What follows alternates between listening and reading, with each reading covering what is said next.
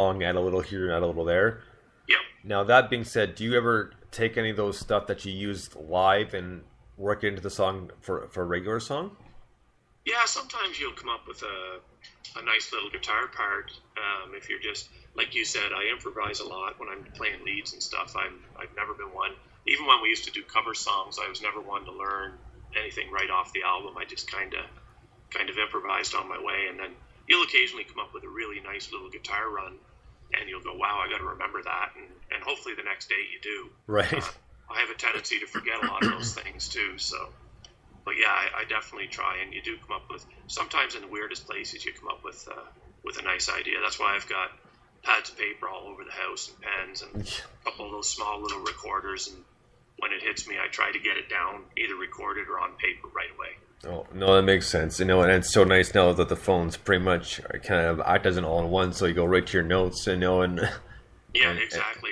And I've been using my phone so much lately too. It's my second studio, really. Well, fair enough. And it's, for a lot of things, I mean, it's sort of the same for me. Like if I have an idea for like a song or that sort of thing, it's one of those things I have to write right away, or at least make a note of it, because otherwise I'm gonna forget, and it's not gonna sound anywhere like I thought of it in my head, right? Oh yeah, and there's nothing more frustrating, is there, if you have something and you go, wow, this is awesome, this is great, and then you forget it before you record it or Yeah. write it down. And that happens to everybody. Oh yeah, have had that happen quite a few times. And I'm not gonna. Many times. Yeah, I'm not gonna lie. So let's get into the next song here, and then the next song is called Little While. Dig this, is Jim Lavette. It's just a long and winding road.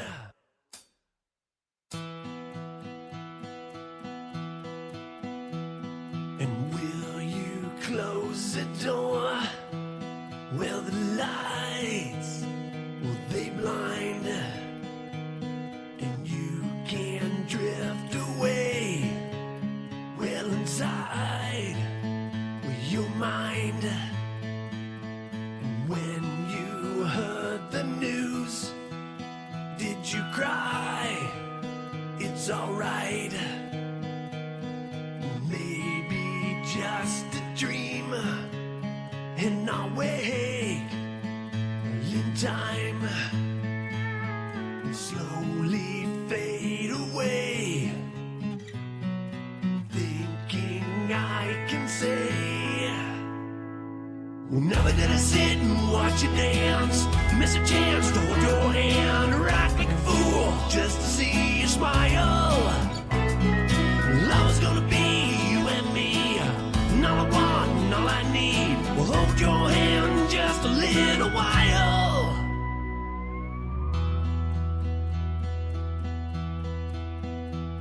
Well, I won't say a word, 'cause I know what you know.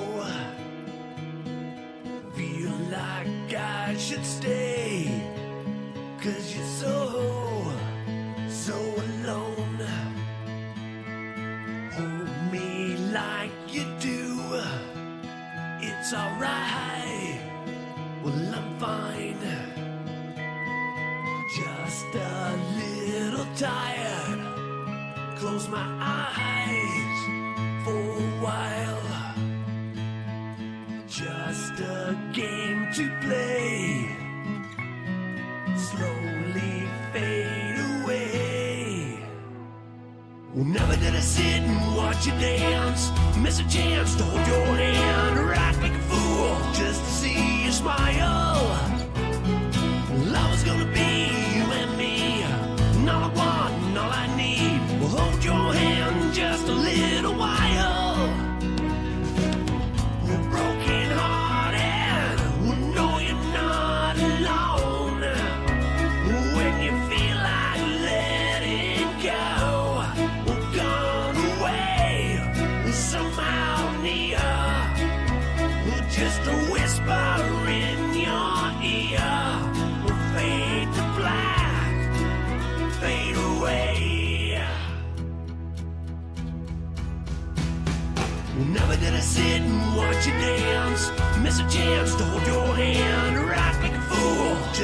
see you smile. Love is gonna be you and me. And all I want and all I need will hold your hand just a little while. Never did I sit and watch you dance.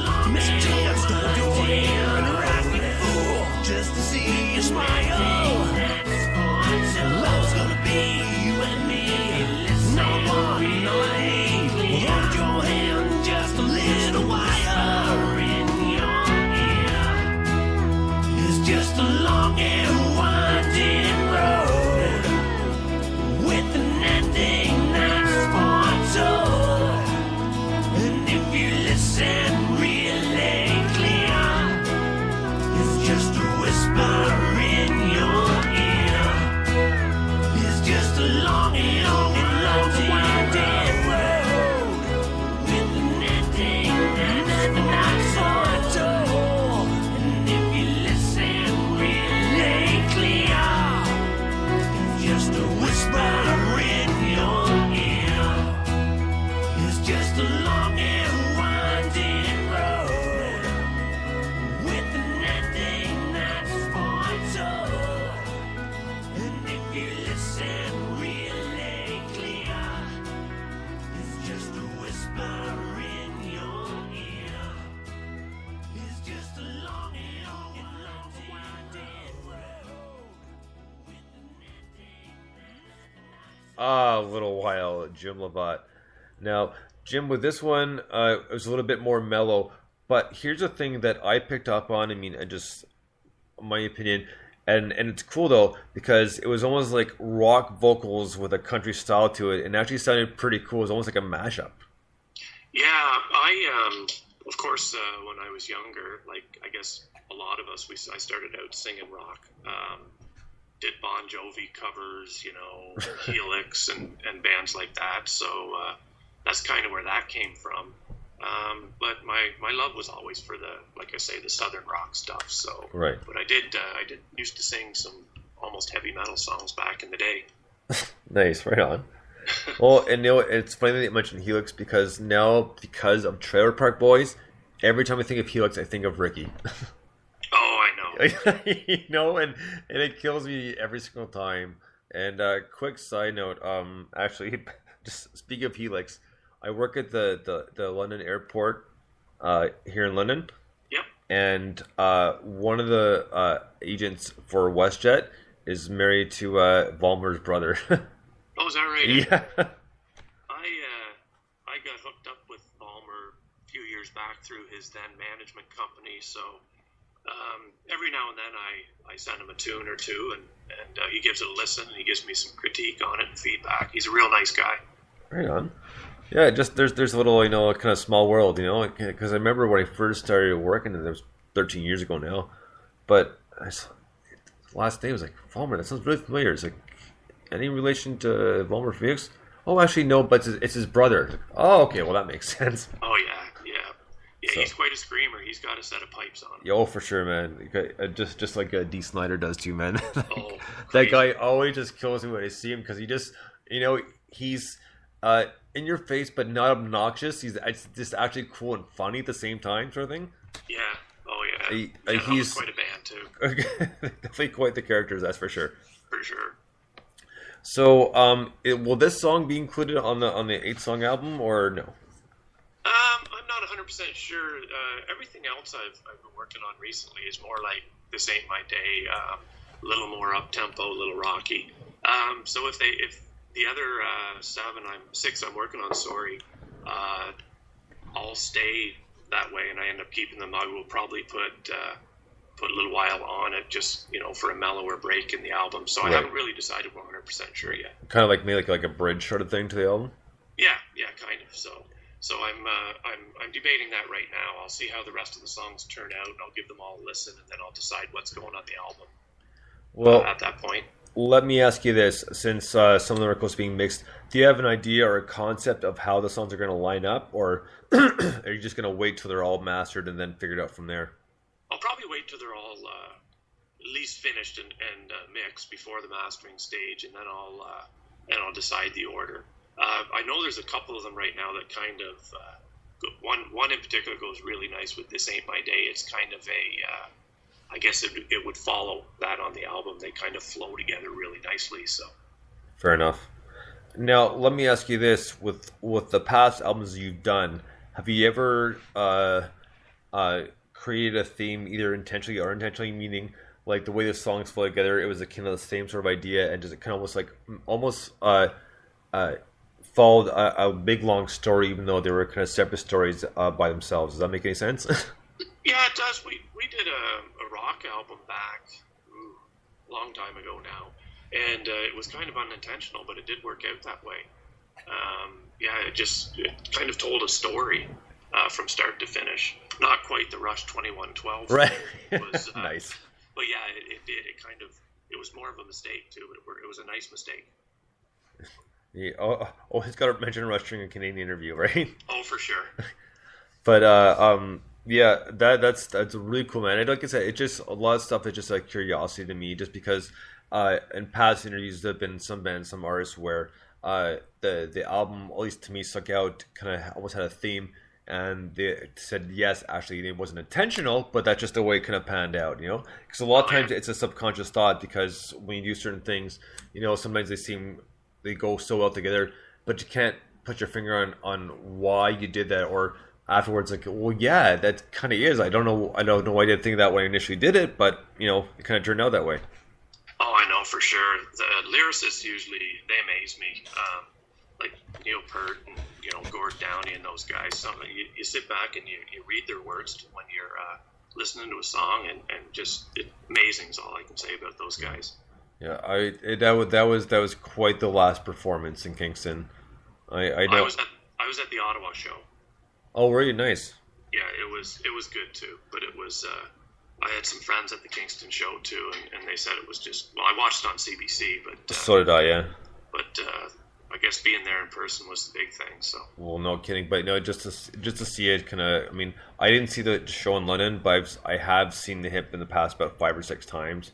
So essentially, what I did is I had a big crowd of people over here. BYOB, come on over. We're gonna watch the Hip live for the last time. It was heart wrenching at the same time, as well as being a good show, right? That's why I threw in the last line of "This Ain't My Day." If you listen, I threw the little Hip thing in there. I'll have to take a listen again. I must have missed that. Yeah, when it's might have been the Stones, could have been the Motown, a little Hip. Oh, really man. So I had to. We used to, or we still do. I shouldn't say used to. We cover a lot of Hip tunes when we play. My brother's got that Gord Downey vocal thing down to a T. Nice. And so we've always played. I'm 25-minute drive from Kingston where I live. So they've always been in the area. We kind of started out playing at the same time, believe it or not. But, really? They kind of took off a little quicker, a little further. Oh, actually got a quick story about one of the times I saw the Hip, because I lived in the U.S. for about 5 years. I was in Michigan, and I went to see the Hip. They played with the Watchmen, and that'd be a good show. They played at Joe Louis in Michigan. Oh, really? So they played there, and at intermission, they actually made an announcement saying, "Bear with us. We have to go next door to Cobo Hall because we're out of beer." Is that right? They literally ran out of beer because over half that crowd was Canadian. Oh, I was going to say, that's a Canadian show. Well, yeah, because they came over from Windsor, right? Because Windsor is like literally about 45 minutes, not even to get from Windsor to Michigan to Joe Louis. Oh, yeah. So over half the crowd was Canadian, so it was pretty cool, and it was the first time for a buddy there who he'd never seen the Hip live before, right? Because he never really thought about it, so kind of introduced him to the Hip. But I saw them a bunch of times in Montreal. A couple of times they played a festival, and pretty much just next to La Ronde, because I grew up in Montreal. Yep. So yeah, they're always putting a good show, and it's sad, but unfortunately, such is life. I mean, I'm not trying to be a downer about it but yeah, I know what you mean. They're going to be missed for sure. Yeah, well, they're a Canadian staple, right? Well, yeah, there's not too many bands that have had a 30-year plus career in Canada. Or even when they played SNL. Oh yeah, exactly. Right. That was amazing. Because yeah. Brendan Glaze played SNL. I was like, who cares? Tragic Hip, that's awesome. that was a